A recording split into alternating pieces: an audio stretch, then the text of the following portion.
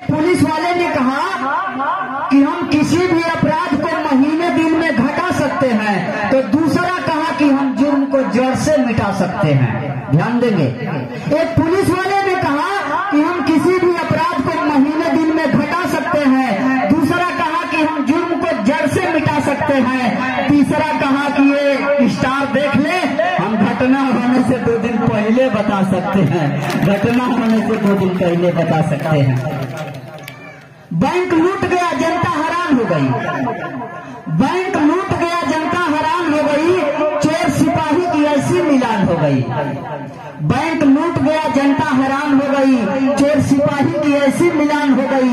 और जब जनता का दबाव पड़ा कि इस लूट का खुलासा करो, तो एक रिक्शा वाले की चालान हो गई। एक रिक्शा वाले की चालान हो गई।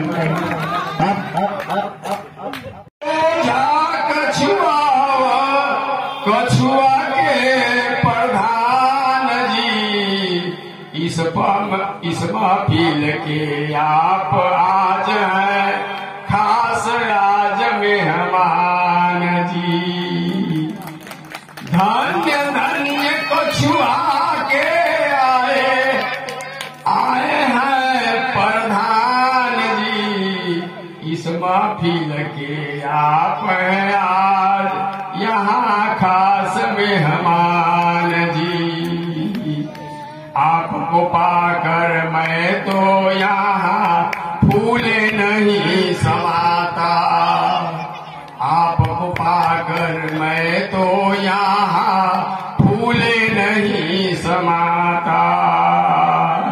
कैसे स्वागत करूँ आप, तो मैं बताना चाहता हूँ, मैं भी आप लोग तुलकहरू ने कहा हाँ भाई हम लोगों ने तो देख लिया, अब इस लड़के को किसी डॉक्टर से दिखा लेना।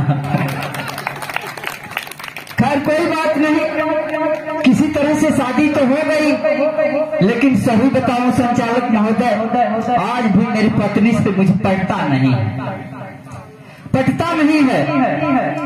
एक दिन की बात है कि बड़ी प्रसन्न हुई तो कही कि अरे जान कहाँ जा रहे हो।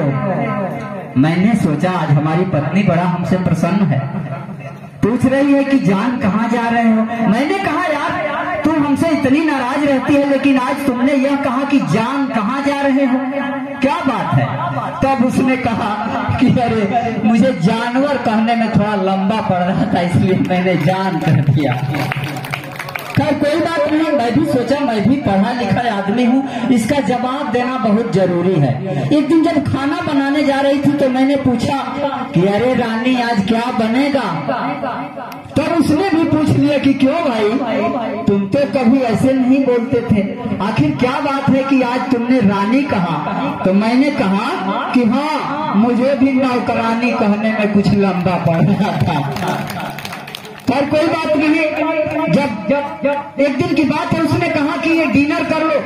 दिन के 10 बज रहे थे, उसने कहा कि ये डिनर कर लो। मैंने कहा कि अरे बेवकूफ, लोग कहेंगे कि त्यागी की पत्नी पढ़ी लिखी है और 10 बजे दिन में कह रही हो कि डिनर कर लो। तब उसने कहा कि अरे बेवकूफ, तो खाना तो रतिये का ना है।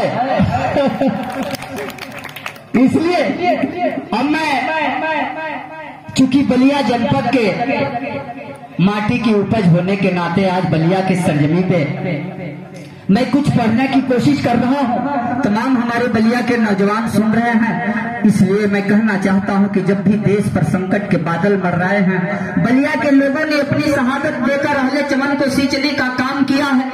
आप उस माटी की उपज हैं। मैंने लिखा कि संघर्ष क्या है, लोगों को सुझाव क्यों नहीं देते। संघर्ष क्या है, लोगों को सुझाव क्यों नहीं देते। जो हमें उलझाने की कोशिश करता हो उन्हें उलझा क्यों नहीं देते।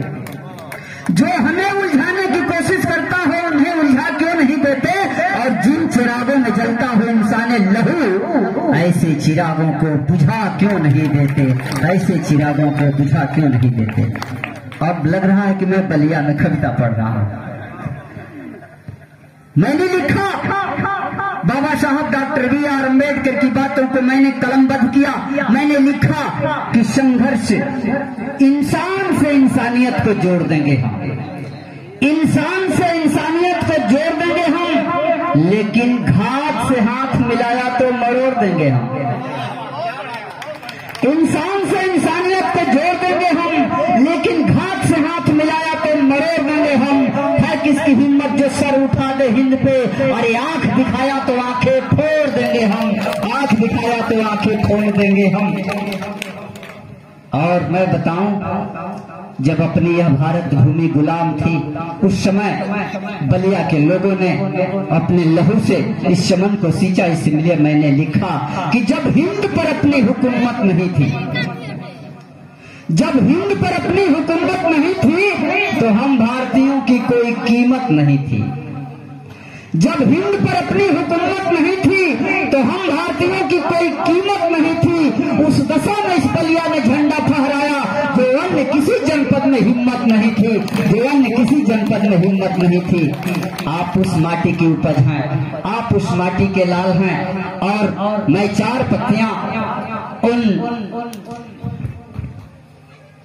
बेटियों के लिए कहना चाहूंगा, यह कहते हुए